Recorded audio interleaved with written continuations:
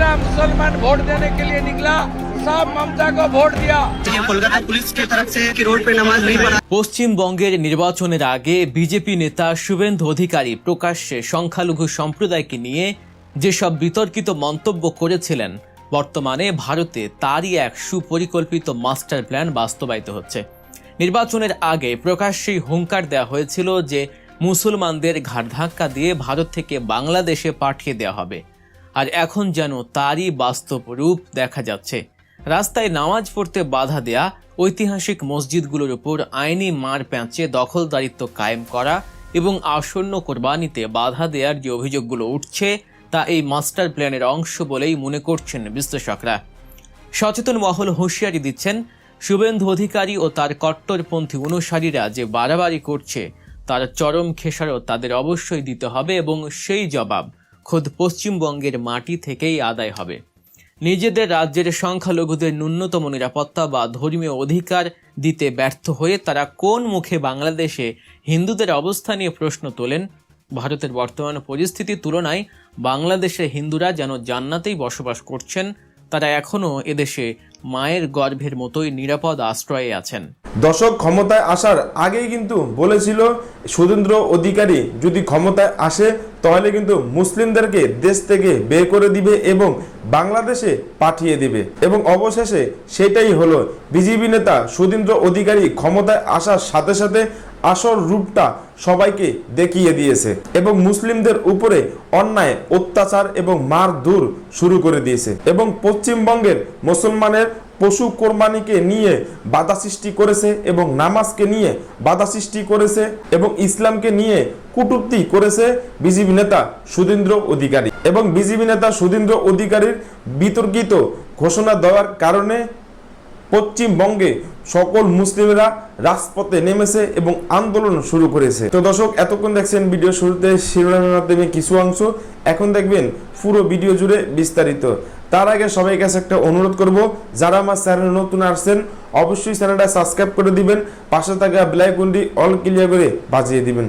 তো দর্শক চলেন, বিজেপি নেতা শুভেন্দু অধিকারী বিতর্কিত ঘোষণা দিয়েছে, তার কারণে কিন্তু পশ্চিমবঙ্গের সকল মুসলিমরা রাজপথে নেমেছে এবং আন্দোলন করতেছে।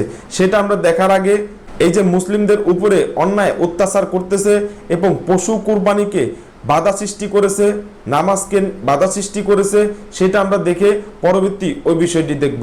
সবাই একটা ধৈর্য ধরে একটি লাইক দিয়ে সম্পূর্ণ ভিডিওটা সবাই দেখতে থাকুন এবং আপনার মতামত অবশ্যই কমেন্ট বক্সে লিখতে থাকুন।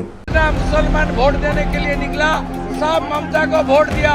कोलकाता पुलिस की तरफ से कि रोड पे नमाज नहीं पढ़ा। পশ্চিমবঙ্গের নির্বাচনের আগে বিজেপি নেতা শুভেন্দু অধিকারী প্রকাশ্যে সংখ্যালঘু সম্প্রদায়কে নিয়ে যেসব বিতর্কিত মন্তব্য করেছিলেন, বর্তমানে ভারতে তারই এক সুপরিকল্পিত মাস্টার প্ল্যান বাস্তবায়িত হচ্ছে।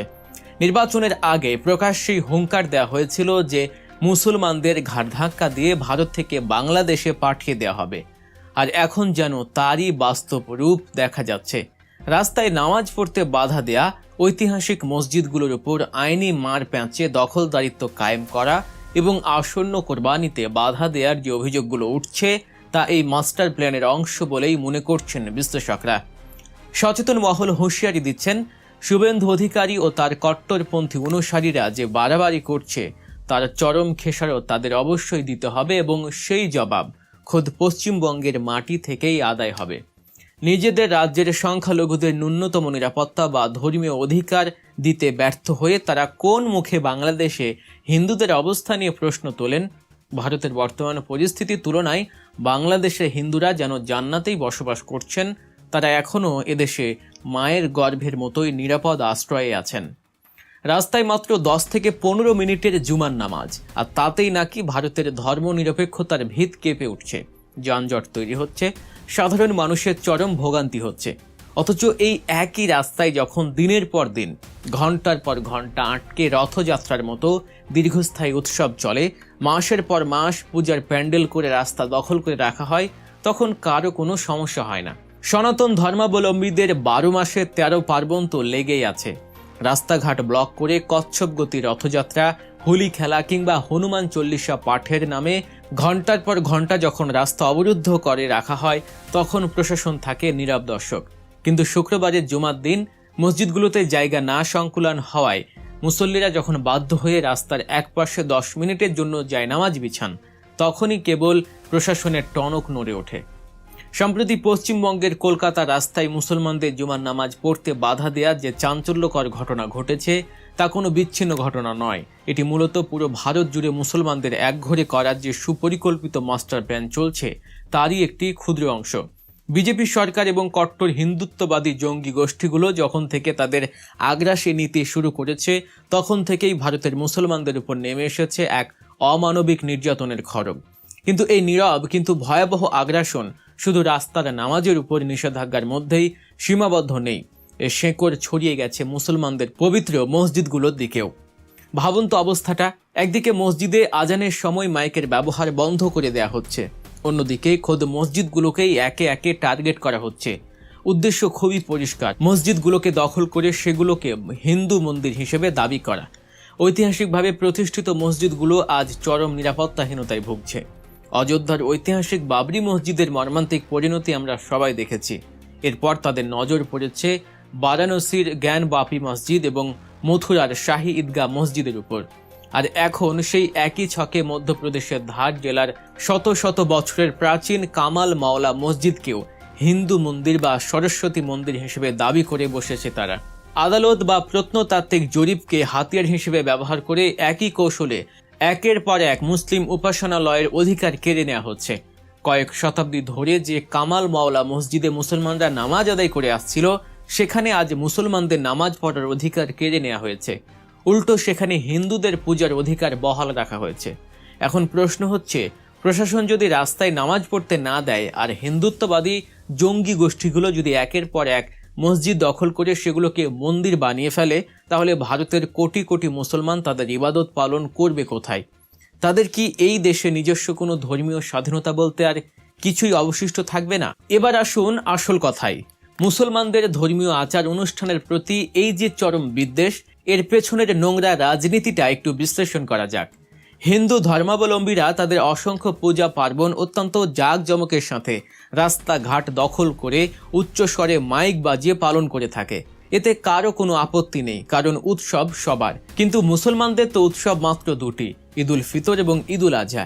এর বাইরে তাদের সাপ্তাহিক জমায়েত বলতে শুধু শুক্রবারে জুমার নামাজ। এই সামান্য সময়টুকুকেও তারা সহ্য করতে পারছে না। আর মাত্র 10 থেকে 12 দিন পরেই মুসলমানদের অন্যতম বড় ধর্মীয় উৎসব পবিত্র ঈদুল আজহা বা কোরবানির ঈদ। আমাদের আগের ভিডিওতেই আমরা আলোচনা করেছিলাম কিভাবে ভারতে কোরবানি নিয়ে নোংরা রাজনীতি চলছে, গরুর মাংসের অজুহাতে কিভাবে মুসলমানদের পিটিয়ে হত্যা করা হচ্ছে এবং কোরবানির উপর অঘোষিত নিষেধাজ্ঞা চাপিয়ে দেওয়া হচ্ছে। যারা সেই ভিডিওটি দেখেননি তারা আমাদের চ্যানেল থেকে ঘুরে আসতে পারেন। এখন সেই কোরবানির রাজনীতির সাথে যুক্ত হয়েছে এই নামাজের অধিকার কেড়ে নেওয়া রাজনীতি। যে প্রশাসন জুমার দিনের 10 মিনিটের নামাজকে যানজটের অজুহাত দেখিয়ে বন্ধ করে দেয়, সেই প্রশাসনের অধীনে আসন্ন ঈদুল আজহার নামাজ যে মুসলমানরা নির্বিঘ্নে আদায় করতে পারবে তার নিশ্চয়তা কোথায়? ঈদের দিন তো স্বভাবতই মসজিদে তিল ধারণের জায়গা থাকে না। মুসল্লিদের বাধ্য হয়ে ঈদগাহের আশেপাশের রাস্তায় খোলা মাঠে নামাজ আদায় করতে হয়। এখন তারা যদি ঈদের দিনও একই অজুহাত তুলে পুলিশ ও প্রশাসন লেলিয়ে দেয়, তবে ভারতের মুসলমানদের জন্য এর চেয়ে বড় ট্র্যাজেডি আর কি হতে পারে? কোরবানি দিতে গেলে বাধা, নামাজ পড়তে গেলে বাধা, সংখ্যালঘু বলে তাদের সাথে এই যে প্রহসন চলছে, তাকে কোনো গণতান্ত্রিক রাষ্ট্রের পরিচয় হতে পারে?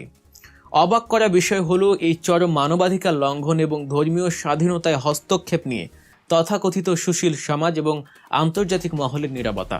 একটু কল্পনা করে দেখুন তো, এই একই দৃশ্য যদি বাংলাদেশে অবতারণা হতো, বাংলাদেশে যদি কোনো দুর্গাপূজার মণ্ডপ বা রথযাত্রার সময় প্রশাসন রাস্তা থেকে তাদের সরিয়ে দিত কিংবা কোনো মন্দিরে তাদের প্রবেশাধিকার কেড়ে নেওয়া হতো, তাহলে কি হতো? বাংলাদেশের এই তথাকথিত প্রগতি। দর্শক, পশ্চিমবঙ্গে বিজেপি নেতা সুধীন্দ্র অধিকারী ক্ষমতায় আসার সাথে সাথে কিন্তু তার আসল রূপটা সবাইকে দেখিয়ে দিয়েছে এবং মুসলিমদের উপরে অন্যায় অত্যাচার করতেছে এবং হামলা মামলার শিকার হচ্ছে মুসলিমরা। এবং ক্ষমতায় আসার সাথে সাথে কিভাবে একটি মানুষ তার নিজের রূপ পরিবর্তন করে। এবং বিজেপি নেতা সুধীন্দ্র অধিকারী ক্ষমতায় আসার আগেও কিন্তু বলেছিল তিনি যদি ক্ষমতায় আসে অবশ্যই মুসলিমদেরকে পশ্চিমবঙ্গ থেকে বিদায় করে দিবে এবং বাংলাদেশে পাঠিয়ে দিবে, কিন্তু অবশেষে সেটাই হলো। তো দর্শক, আজকে পর্যন্ত রইল। পরবর্তী ভিডিও নিয়ে আবারও আসবো আপনাদের সামনে। সবাই ভালো থাকবেন, সুস্থ থাকবেন। সবাইকে আল্লাহ হাফিজ।